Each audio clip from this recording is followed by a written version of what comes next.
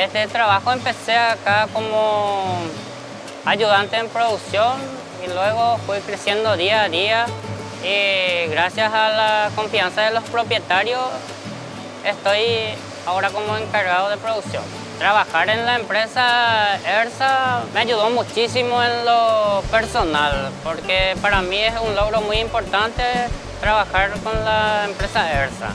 Y en lo profesional sí que me ayudó en enriquecer más mis conocimientos. Nosotros trabajamos con toda la especie de lo que es nutrición animal. Hacemos producción de bovino de carne, líneas ave, líneas equino, líneas ovino y también hacemos líneas cerdo. Me siento muy feliz de poder, ¿verdad?, organizar una planta de producción como este.